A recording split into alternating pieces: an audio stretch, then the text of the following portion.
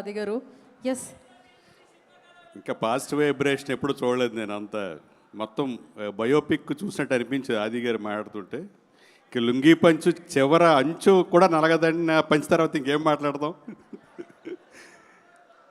So మీ అందరి తరపున నేను కూడా మీలో ఒకడిని మెగా అభిమాని చిన్నప్పటి నుంచి. సో మీ అందరి తరపున అన్నయ్యకి మెగాస్టార్ చిరంజీవి గారికి జన్మదిన శుభాకాంక్షలు తెలియజేస్తా ఉన్నా.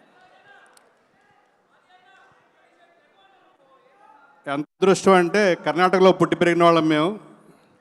ఎప్పుడన్నా సినిమా ఆర్టిస్టుని చూడగలమా, అందులోనూ మనం అభిమానించే చిరంజీవి గారిని లేకపోతే రాజ్ కుమార్ గారిని చూడగలమా అనే కలగనే మాకు సినీ ఫీల్డ్కి ఒక డైరెక్టర్గా రావడం వల్ల చిరంజీవి గారితో డైరెక్ట్గా కూర్చుని మాట్లాడే ఒక అద్భుతమైన అదృష్టం కలిగింది ఈ సినిమా ఇండస్ట్రీ రావటం వల్ల. సో ఇది అందరికీ కలగదు. సో అలాంటి అవకాశాన్ని కలిగించిన ముందు సినిమా పరిశ్రమకి ఎప్పుడు కూడా మేము కృతజ్ఞులై ఉంటాం. ఎందుకంటే ఇక్కడ ఉన్న బాబీ కానీ ఎస్కే అని కానీ అందరం కూడా మేమందరం మెగా అభిమానులుగా ఫస్ట్ ఇక్కడికి వచ్చింది కూడా మెగా అభిమానులు కానీ అందరం వచ్చాం. సో చిరు అనే ఒక 2 అక్షరాలు ఒక భావోద్వేగం మాకు మా జనరేషన్లో. ఎందుకంటే 80 తర్వాత నుంచి మేము ఆయన సినిమాలు చూస్తూ పెరిగిన వాళ్ళం.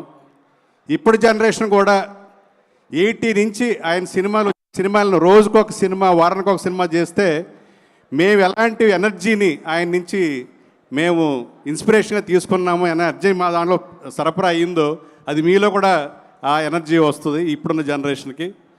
సో డల్గా ఉన్న వాళ్ళందరూ కూడా, డల్గా ఉందంటే చిరంజీవి గారి సాంగ్ చూసేవాళ్ళం, చిరంజీవి గారి సినిమా చూసేవాళ్ళం. సో ఆయన ఒక యాక్టర్గా ఎంత మోటివేషన్ యాక్టర్స్కి, రైటర్స్కి, క్రియేటర్స్కి ఎంత ఇన్స్పిరేషన్ కలిగించారో, వ్యక్తిగతంగా కూడా ఎంతోమందికి ఐడియల్గా ఆయన ఒక ఆదర్శనీయమైన వ్యక్తిత్వాన్ని పుణికిపుచ్చుకోవడం అనేది నిజంగా అందరికీ అది అందదు.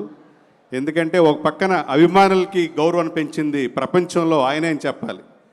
ఎందుకంటే సినిమా అభిమానులు ఏదో పని లేకుండా తిరుగుతున్నారు అనుకునే వాళ్ళని ఆయన ఒక తన సేవా కార్యక్రమం ద్వారా, రక్తదానం అనే కార్యక్రమం ద్వారా వాళ్ళందరినీ సమాజం ఎంతో గౌరవించే స్థాయికి అభిమానులు తీసుకెళ్లారు. రక్త సంబంధికులు నా తమ్ముళ్ళని వాళ్ళందరూ గౌరవంగా చెప్పిన స్థాయికి అభిమానుల గౌరవాన్ని పెంచారు.